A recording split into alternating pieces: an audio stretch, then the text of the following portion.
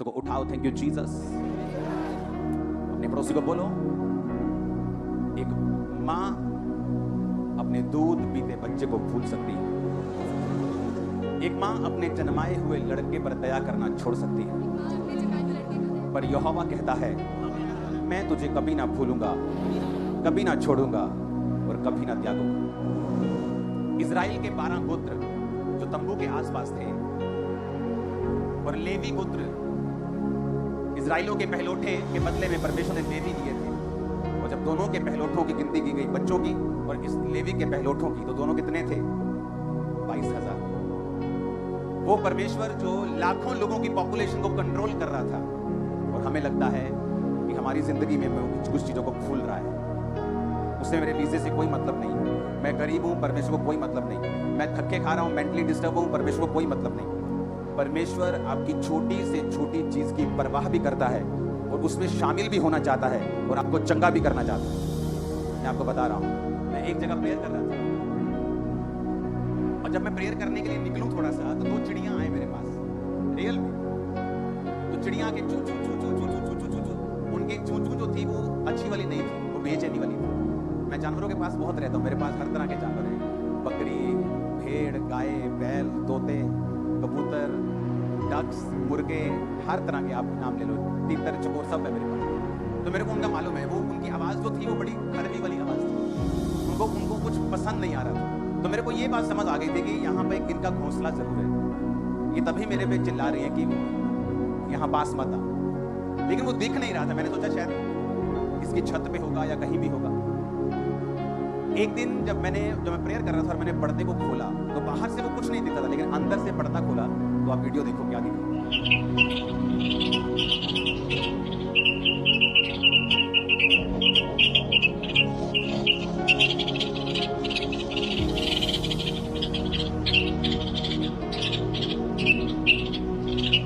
दूसरी वीडियो को देखिए। ये इसका डैडी है और सारा दिन ये यहीं रहते हैं, अपने घोंसले की रखवाली करने के लिए और बच्चों को खिलाने के लिए सारा दिन। अब ये जो आवाज़ें निकाल रहे हैं ना, ये मेरी वजह से निकाल रहे हैं। मैं यहाँ पे, उनको लगता है कि उनके बच्चों को कोई ले जाएगा, और बच्चे यहाँ पे ये खिड़की के पास।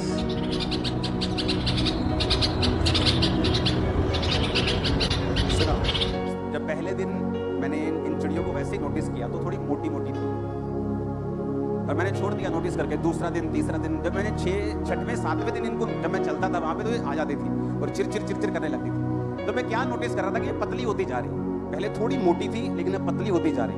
और ये नहीं कि एक माँ पतली हुई है कि बच्चे पैदा हुए अब माँ पतली हो गई, बाप भी साथ में पतला हो रहा था, माँ भी पतली हो रही थी। और जब मैंने रूम के अंदर से अचानक देखा कि ये बच्चे हैं, इसीलिए ये इतना ज्यादा चिल्ला रहे थे, तो इमेजिन करो आप, एक जानवर अपने बच्चों को सुरक्षा देने के लिए और उनको खिलाने के लिए खुद पतला हो चुका। चुप, अगर मैं अभी भी आपको लेके जाऊं उस प्रार्थना के स्थान पे, अभी आ जाएंगे रात को चिड़िया चिरचिर करने लगेगी।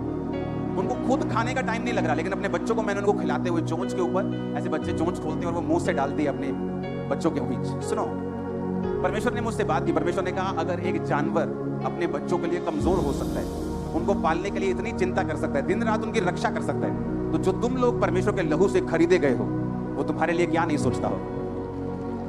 एक जानवर देखो, एक जानवर अपने बच्चों के लिए बेचैन हो रहे हैं। हर टाइम जब मैं वहां पे जाता था तो वो चिर चिर चिर करते, दोनों ही हस्बैंड वाइफ मेरे पास आते थे और पतले होते जा रहे थे। मैंने नोटिस तो किया पतले हो रहे, लेकिन रीजन समझ नहीं आ रहा। और एक दिन जब रूम के अंदर से देखा तो इतनी जबरदस्त जगह पे उन्होंने अपना घोंसला बनाया कि बाहर से दिखता तक नहीं, और अंदर से वो दिखता था कि बच्चे हैं, और वो मुंह खोलते थे और माँ उनको खाना खिलाती थी। आज अभी भी अगर मैं रात को 12 बजे वहां चला जाऊंगा तो अभी भी चिरचिर करती दोनों हस्बैंड वाइफ आ जाए। एक जानवर अपने बच्चे के लिए क्या कर रहा है? आपको क्या लगता है परमेश्वर आपसे कितना प्यार करता है? एक जानवर जिसको परमेश्वर ने बनाया है और अपनी आत्मा भी नहीं दी, शब्दों से बनाया। जिस तरह टेंट बना है, लाइट बनी है, ये खंबा बना है, लोहा बना है, उसी तरह जानवर बने शब्दों से। इंसान शब्दों से नहीं बना, इंसान मिट्टी को गूंथ कर परमेश्वर की आत्मा की सांस से बना। आमीन। तो जो परमेश्वर ने जिसको आत्मा तक नहीं दिया, उसको उसने कैसी बुद्धि दी है जिसको उसने अपना आत्मा तक दे दिया, अपना इकलौता बेटा तक दे दिया। इमेजिन करो वो आपकी प्रार्थनाओं का उत्तर किस तरह से लेता होगा, किस तरह से देता होगा, आपको कितना प्यार करता होगा, किस तरह से आपकी केयर करता होगा। लेकिन मुश्किल ये है जब हमारी स्पिरिचुअल आइज बंद होती है। जिस तरह एक छोटा बच्चा अपने बाप के साथ जब गाड़ी में जाता है तो उसको बड़ी ललक होती है कि मैं भी अपने डैडी की तरह गाड़ी चलाऊंगा। वो हमेशा कहता है मुझे बैठा दो, मुझे गाड़ी चलानी। लेकिन उसका बाप जानता है कि मैं इसकी एक्साइटमेंट के चक्कर में इसका नुकसान नहीं कर सकता। आपका पिता जानता है आपको कौन सी चीज कब देनी। आप जल्दी करने के चक्कर में रोएंगे, चिल्लाएंगे, तो आपका बच्चा जितना मर्जी रोए या चिल्लाए, आप उसको गाड़ी चलाने के लिए नहीं देंगे, तारों से पंगा लेने नहीं देंगे, टीवी ठीक करने नहीं देंगे। आप उसे वो काम नहीं देंगे जो उसकी सेहत के लिए और उसकी जान के लिए हानि हो सकती है। तो परमेश्वर जो आपसे प्यार करता है, मैं आपको परमेश्वर की प्रेजेंस में बता रहा हूं, अगर परमेश्वर ने मेरी सारी प्रार्थनाओं के उत्तर दे दिए होते, आज मैं प्रचारक नहीं होता, क्रिश्चियन होता और बिजनेसमैन होता। इतनी रूहें नहीं बचती, आप इतना प्रचार नहीं सुनते। परमेश्वर आपकी प्रार्थना का उत्तर देता है अपने बेस्ट, निश्चित ठहराए हुए समय के ऊपर, ताकि आप भी ब्लेस्ड हों और आपकी जनरेशन जो आने वाली है वो भी ब्लेस्ड।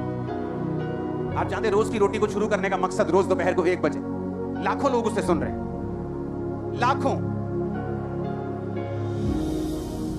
आप इमेजिन कर लो कि एक महीने के अंदर 2 करोड़ से अधिक डिवाइस वचन को सुनते हैं। एक महीने 2 करोड़, एक महीने। क्योंकि जब अगर शैतान अपनी ताकत को और अपने नए नए तरीकों को इस्तेमाल करके लोगों को पीछे खींच रहे हैं, तो परमेश्वर भी अपने लोगों को इस्तेमाल करके शैतान को पीछे कर। पहले बात करना थोड़ा मुश्किल होता था।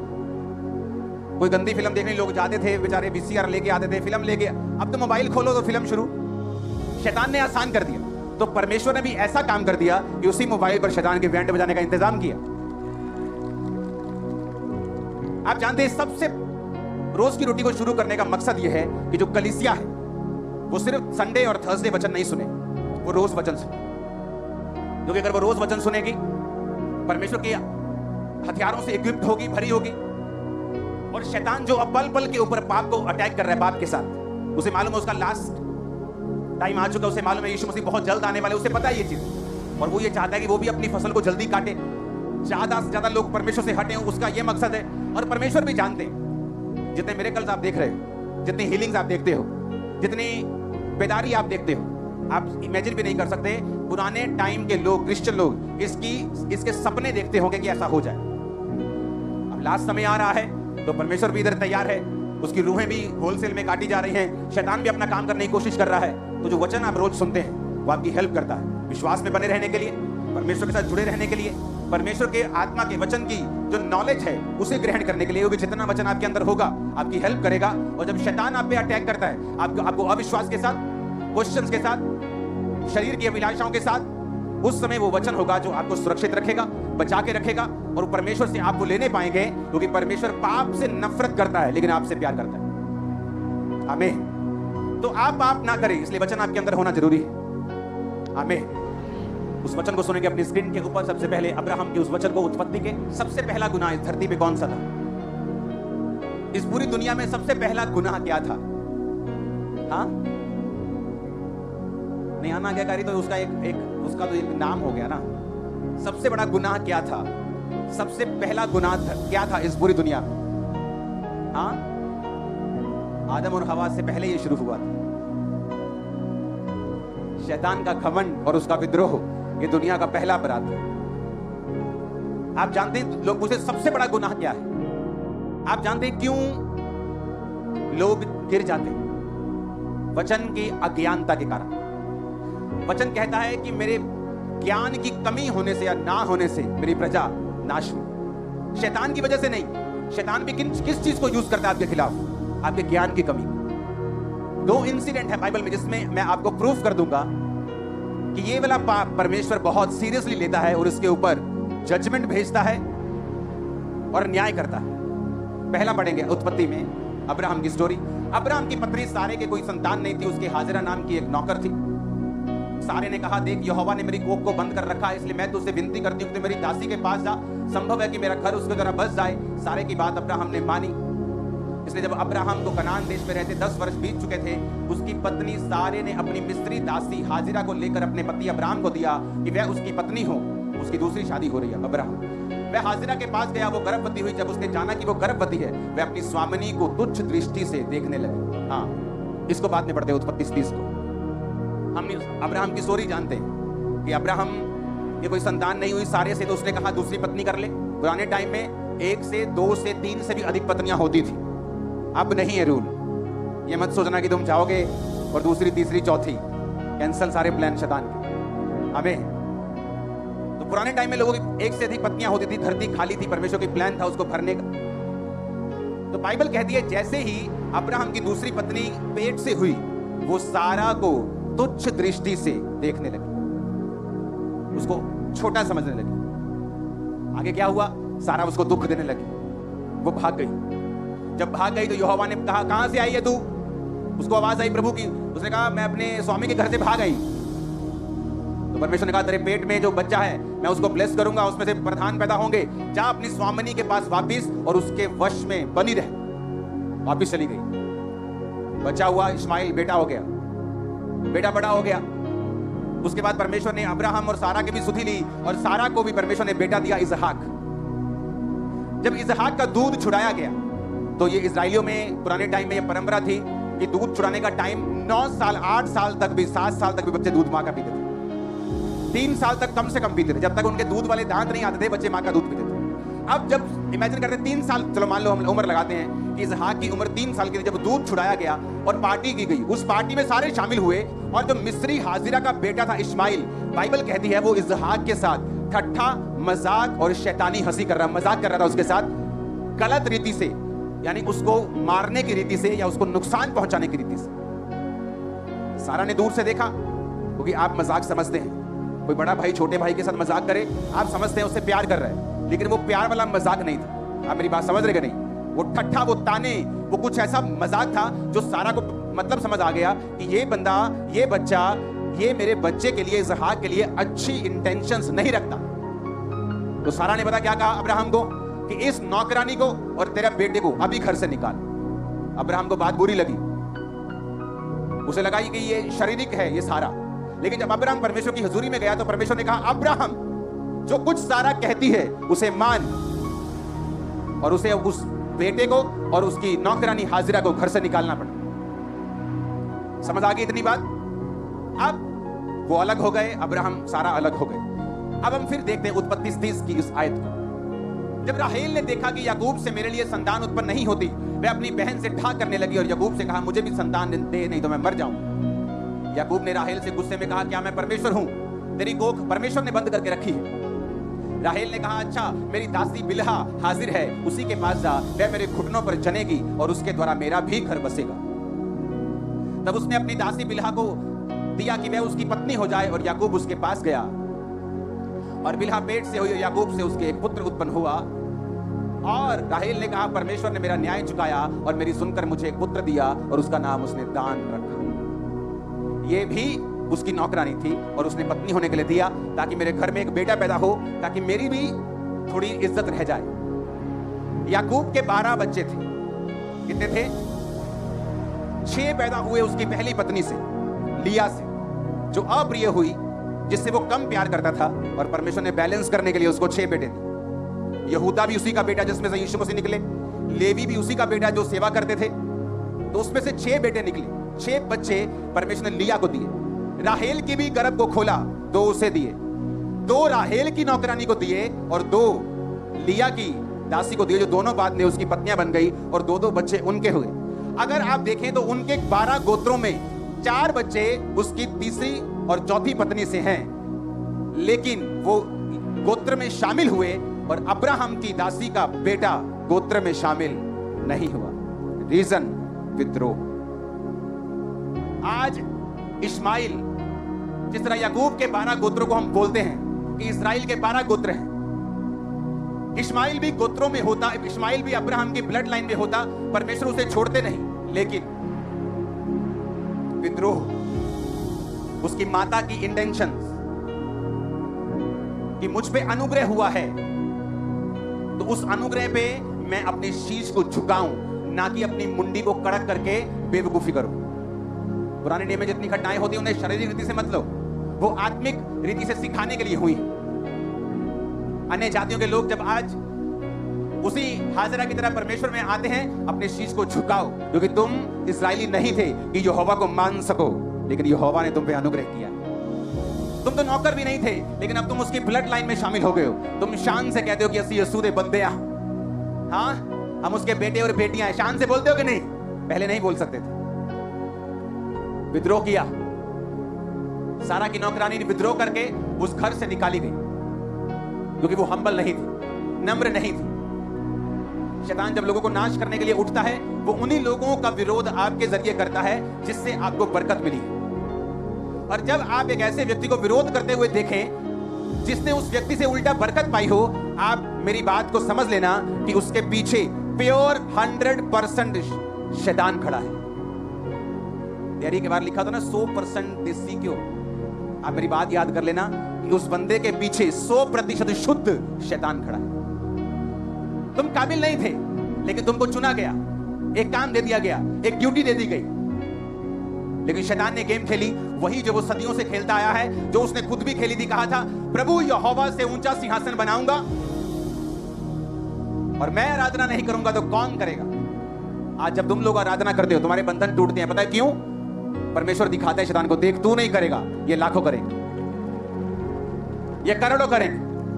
इसलिए जब आप आराधना करते हैं, शैतान के बंधन टूटते हैं। उन लोगों पे मुझे दया आती जो वर्शिप के टाइम के बाद चर्च में घुसते हैं, इधर बाथरूम करने चले जाएंगे, चाय पीने चले जाएंगे, रोटी खाने। लेकिन अगर यहाँ पे 6 घंटे की बॉलीवुड की मूवी चल रही हो, तुम उठोगे नहीं भाई साहब, पकड़ के बैठोगे पेट, घंटे बाद ही जाने हैं। हाँ, कुछ खाना भी हो तो अपने छोटे भाई को भेजो, चल पॉपकॉर्न ले गया। मुझे टीवी के सामने से हटना नहीं है। जैसे कल को इसके फाइनल पेपर देने की पूरी पिक्चर में क्या क्या आया था बताओ। नीली शर्ट वाली का नाम क्या था, पीली स्कर्ट वाली का नाम क्या था। लेकिन अगर चर्च में आना हो तो हम करते फटाफट, चलो प्रभु के दास के आने का टाइम हो गया, चलो चलो बैठो बैठो फटाफट बैठो। तुम आधी बरकत लेके जा रहे हो, पूरी नहीं। अगर पूरी बरकत चाहिए तो वर्शिप करो। और यही शैतान जो विद्रोही हुआ, और परमेश्वर ने पहला गुनाह जो इस दुनिया के ऊपर हुआ वो विद्रोह का था, वो विद्रोह था, वो विरोध था, वो शैतान की दी गई बगावत थी। और परमेश्वर ने शैतान को डांटा, शैतान को गिराया। जो लोग बोलते हैं धरती के ऊपर एक बड़ा उल्का पिंड गिरा था और उसके बाद धरती पे सारा कुछ नाश हो गया, वो उल्का पिंड नहीं था, वो शैतान था। उसके बाद कभी गिरा धरती के ऊपर, क्या हो गया? उल्का पिंड बंद हो गया बनने। करोड़ों खरबों खरबों खरबों खरबों अभी भी आसमान में घूम रहे हैं। गिरे क्यों नहीं? परमेश्वर ने गिराया नहीं। हालेलुया। धरती पर एक बड़ा उल्का पिंड गिरा था, वो उल्का पिंड नहीं था, वो शैतान था। जिसे बाइबल कहती है, जीसस क्राइस्ट ने भी जिक्र किया, मैं शैतान को आसमान से बिजली की नहीं गिरता हुआ देख रहा। हालेलुया। क्यों गिरा? जब भी एक जगह के ऊपर, एक देश के ऊपर परमेश्वर की बड़ी योजना होती है, तो परमेश्वर की ये इच्छा होती है उस देश के लोगों को वचन के द्वारा जागृत किया जाए। अगर आप अफ्रीका के चर्चेस में जाकर देखेंगे, अगर मान लो किसी अफ्रीका के चर्च में कोई बंदा है, उसको परमेश्वर ने कहा ओके जा और एक सेवकाई शुरू कर, वो कभी भी विरोध करके नहीं जाएगा अपनी चर्च का। वो अपने पास्टर से बात करेगा, मैं जाना चाहता हूं, आप मुझे ब्लेस करो, खुदा ने मुझे ये काम करने के लिए बोला है। और आप देखेंगे वहां पर ज्यादा चर्चिस हैं और लोग एक दूसरे का विरोध कम करते हैं, क्योंकि उन्हें मालूम है जब वो चर्चिस भी नई नई खड़ी हुई थी और उनका विरोध हुआ था, और विरोध करने वालों की जनरेशंस खत्म कर दी थी परमेश्वर। उनकी टेस्टिमनीज श्राप के नीचे रहे कितने साल श्रापों के नीचे रहे, संघर्ष करते रहे, जब तक उनका पूरा कोर्स सजा का हो नहीं गया, परमेश्वर ने उनको छोड़ा नहीं। इंटरनेट एक धोखा देने वाली वस्तु है। इंटरनेट को देखकर लोगों के जीवन में चल रहा है इसका अंदाजा मत लगाओ। जितने फीलिंग ब्लेस्ड लिखा होता है उतने वो ज्यादा कई बार श्रापित निकलते हैं। मत लगाओ अंदाजा। हालेलुया। जो पहला काम था जो शैतान ने किया, विद्रोह। जब शैतान आपकी लाइफ में देखता है डिवाइन हेल्पर्स को, वो आपकी लाइफ में देखता है कि आप लोग बरकत पा रहे किसी वजह से, वो कोशिश करता है कि आपको परमेश्वर से तो वो अलग नहीं कर पाता, आपको कोशिश करता है उस ब्लेसिंग से, उस सोर्स से, उस सोते से आपको अलग कर दिया जाए। लूत को लगा मेरी मेहनत के कारण मैं ब्लेस हो रहा हूं, और उसे ये नहीं मालूम था अब्राहम के कारण तो ब्लेस हो रहा है। और अब्राहम के कारण इसलिए ब्लेस हो रहा है क्योंकि अब्राहम के ऊपर परमेश्वर का एक बड़ा प्लान है। अब्राहम परमेश्वर के प्लान का हिस्सा है, इसलिए परमेश्वर अब्राहम के जीवन में की गई किसी भी चीज को, अच्छी या बुरी को, बड़े ध्यान से लेता है और उसकी जजमेंट करता है। और हम अब्राहम की संतान, उसी के वंश। जो तुझे कोसे में श्रापित होगा, जो तुझे आशीर्वाद दे वो ब्लेस किया जाए, तुम उसी की संतान। आमीन। और खासकर वो लोग जो बड़ी सेवकाई करने के लिए बुलाए गए, उनके जीवन में ऐसी चीजों को परमेश्वर बड़े ध्यान से देखता है। हालेलुया। आपको ये बात समझ होनी चाहिए कि जब भी आप किसी को विद्रोह करता देखे, आपको मालूम होना चाहिए कि इसके पीछे कौन खड़ा है। शुद्ध शैतान है, नहीं कौन सा? शुद्ध वाला शैतान, 100% प्योर डेविल खड़ा है इसके पीछे। इंसान नहीं, शैतान खड़ा है, क्योंकि वो वही कर रहा है जो आज से करोड़ों लाखों साल पहले उसने स्वर्ग में किया था और गिरा दिया गया था। Hallelujah, hallelujah. क्योंकि एक अगर दासी के पुत्र को परमेश्वर ग्रहण कर सकता है और अपने गोत्र में शामिल कर सकता है, तो उसे हाजिरा के बेटे को अपने गोत्र में शामिल करने में क्या प्रॉब्लम है? कोई प्रॉब्लम नहीं होनी चाहिए। पर रिस्पॉन्स, जो हाजिरा का रिस्पॉन्स था, जो उसकी नौकरानी का रिस्पॉन्स था कि वो तुच्छ समझने लगी, उस रिस्पॉन्स ने उसकी, बोलते ना कि क्या कृतज्ञ बोलते, क्या बोलते हैं जो शुक्रगुजारी नहीं होते, हाँ, अनशुक्रगुजार बोल दो, हाँ, तो शुक्रगुजार नहीं, बेशुक्रा। उसके बेशुक्रेपन को देखकर परमेश्वर ने कहा, अब्राहम, सारा कहती है इसे निकाल, तो निकाल, ये नहीं शामिल होगी, क्योंकि ये वही कर रही है जो शैतान ने मेरे साथ किया था। मैंने उसको निकाला था, तू भी इसको निकाल दे। सारा की बात का गुस्सा मत कर। लेडीज में ये गिफ्ट होता है इनबिल्ट, आदमियों को पहचानने की क्षमता उसमें इनबिल्ट ज्यादा है। बंदों में है, अगर उनके अंदर डिसर्निंग ऑफ स्पिरिट का वरदान काम करता है। बंदों को स्पेशल एबिलिटी चाहिए बंदों को परखने के लिए, लेकिन लेडीज के अंदर ये नेचुरल भी है कि वो आदमी को परख सकती है। उसके दिल में क्या है, ये कैसे इंटेंशन के साथ देख रहा है, मुझसे बात क्यों कर रहा है, ये व्यक्ति कैसा है, वो व्यक्ति कैसा है, उसको सब मालूम। तो सारा ने देख लिया कि ये बंदा जो हंसी कर रहा है, मजाक कर रहा है, ये छोटी मोटी इंटेंशन नहीं है, इस बच्चे को मारने की इंटेंशन है उसकी। तो अगर आप परमेश्वर के बुलाए गए लोग हैं, आप हर कीमत के ऊपर अपने परमेश्वर के विजन को और उसके प्लान को अपनी लाइफ में बचा के रखेंगे। आपको निकालना पड़े किसी को, आप निकालेंगे, आपको बुलाना पड़े, आप बुलाएं। कितने मेरी बात को समझ रहे हैं? आज का वचन दिमाग खोल रहा है कि नहीं? जब भी आपको कोई काम करना है, करो। खुदा ने कुछ करने के लिए बोला, करो बिना विरोध के। और जब आपको कोई विरोध करता हुआ नजर आए, खासकर जिनसे वो सीख के गए, आप समझ लेना उसके पीछे कौन खड़ा है? शुद्ध शैतान नहीं। कौन शैतान? शुद्ध वाला, प्योर खड़ा है उसके पीछे। और ऐसे व्यक्तियों की लाइफ में जो मुसीबतें हैं, जो पारिवारिक संघर्ष है, जो फाइनेंशियल ट्रबल है, जो मेंटल ट्रबल है, वो इतना होता है जितना आपको इंटरनेट पे दिखेगा नहीं कभी। इंटरनेट पे सब वो काम करते हुए दिखेंगे, प्रीच करते हैं, लेकिन अंदर की उनकी घटनाएं आपको कभी नहीं दिखेंगी, संघर्ष कभी नहीं दिखेगा। इसलिए मैं कहता हूं इंटरनेट धोखा देने वाली वस्तु। अगर आज से 15 साल पहले आप प्रॉफिट्स को देखेंगे तो इतने प्रॉफिट्स नहीं थे। क्यों? क्योंकि बहुत कम लोग थे जिनके पास पूरा डाटा होता था प्रोफेसी करने के लिए। लेकिन जब से फेसबुक आई, प्रॉफिट्स बढ़ गए, क्योंकि आपकी फेसबुक पे सब लिखा है। एक वीडियो मेरे पास एक कैसे नाम लेके प्रोफेसी हुई, मैंने वो बंदा देख लिया कौन है, उसकी फेसबुक निकाली, उसको हैरान कर दिया मैंने। उसकी फेसबुक पे 1 साल पहले उसने एक पोस्ट डाली थी, मैंने वो पोस्ट का स्क्रीनशॉट लिया, उस बंदे को वापस भेजा, मैंने कहा ये ले तेरी प्रोफेसी। सुनो, कहता मेरा क्या कसूर है, पवित्र आत्मा मुझे वही बताता है जो फेसबुक पे होता है। मैंने कहा काका जिस दिन फेसबुक उड़ गई तो प्रॉफिट भी तो उड़ जाएगा। सच कह रहा हूं। और वो शर्मिंदा, उसे मालूम हुआ कि नहीं, इसको मूर्ख नहीं बनाना, लोगों को बना सकते। मैंने कहा जो बनता है उसे बनाओ, मुझे मत बनाओ। परमेश्वर अगर आपसे सिरदर्द हील कर रहा है तो फेक मत करो, सिरदर्द पे खड़े रहो, एक दिन मुर्दे भी जिंदा हो। लोगों को इंप्रेस करने के लिए आप प्रोफेटिक वर्ड दोगे, डोंट वरी, कहीं लोग जाने वाले नहीं, जो आपके हैं आपके रहेंगे। हम प्लेन की नहीं, हम जेट की स्पीड से बढ़ रहे हैं, जो चंद्रयान गया ना उसकी स्पीड से। और कोई छोटी प्रोफेसी मुझे करने की जरूरत नहीं है, आप लोगों आपको इंप्रेस करने की जरूरत नहीं। मैं आपको बता रहा हूं, अगर किसी के पास रियल वर्ड ऑफ गॉड की नॉलेज है, मैं कह रहा हूं हीलिंग करने की भी जरूरत नहीं, लाखों लोग उसकी चर्च में होंगे, जस्ट वर्ड ऑफ गॉड्स। मैं आपको बता रहा हूं। नई जनरेशन क्या देखती, अच्छा प्रोफेसी की तो लोग आ रहे हैं, डोंट वरी, फ्यूचर में ऐसा नहीं होगा। इन लोगों का न्याय होता है, टाइम लगता है, लेकिन होता इसी धरती के ऊपर है, और ये लंबा नहीं चलता। प्रॉब्लम इनकी है। अगर आपको सीधा चलना है आप लंबा चलेंगे, आपको जेन्युइन चलना है आप लंबा चलेंगे। तो जेन्युइनिटी में रहना मुश्किल है, क्योंकि रोज आपको प्रभु की प्रेजेंस में जाना है, आपको रोज खुदाबंद की प्रेजेंस में रहना है, आपको प्रेयर करनी है, आपको लाइफ को संभाल के रखना है। लेकिन अगर आपको फेक करना है, वो कुछ करने की जरूरत नहीं। सारा दिन खाओ पियो बैठो मीडिया में सब तरह के गलत काम करो और उसके बाद संडे थर्सडे आ जाओ। लेकिन अगर लंबा चलना है जनरेशन तक, तो आपको जेन्युइनिटी में चलना। हालेलुया। और यही बातें जब मुझे सिखाई जाती थी 15 साल 10 साल पहले, तो मैं भी यकीन नहीं करता था। जब तक क्लोज जाके देखा नहीं, ये लोग और ये कैसे हैं, तौबा तौबा तौबा, विश्वासियों से बुरे हैं, गिरे हुए विश्वासियों से भी बुरे हैं, मैं आपको बता रहा हूं। इसलिए मैंने कहा इंटरनेट से धोखा मत खाओ, बाइबल पढ़ो, उस पे चलो, परमेश्वर की आत्मा की अगुवाई मांगो, सोल सेविंग पे ध्यान दो, हीलिंग चाहिए हीलिंग मांगो, डिलीवरेंस चाहिए डिलीवरेंस मांगो, वो आपको देगा, वो आपको छुड़ाएगा, आपको वचन भी देगा, आपसे बात भी करेगा। हालेलुया। ऊंची आवाज में, ऊंची आवाज में। तो जब मैंने ध्यान से पढ़ा, मैंने क्या देखा कि अगर परमेश्वर इन 2 दासियों के 4 बच्चों को 8 बच्चों के साथ मिला के 12 गोत्र कर सकता है, तो परमेश्वर उसके भी एक बच्चे को अपने साथ मिलाकर रख सकता था। लेकिन रिस्पॉन्स बुरा था, हाजिरा। आप जितने हम्बल हैं, आपको मौका मिला कुछ करने का, बी हम्बल, कोई स्थान मिला, बी हम्बल।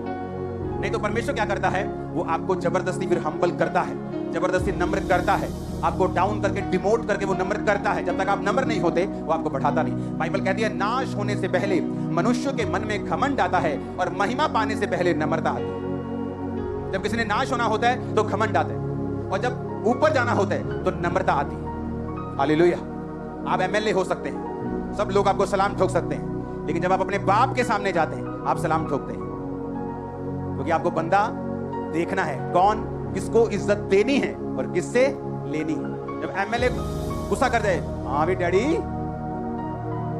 भी क्यों होगा दवेक, क्योंकि डैडी को पता है तू मेरा क्या है, तू मेरा बाप नहीं।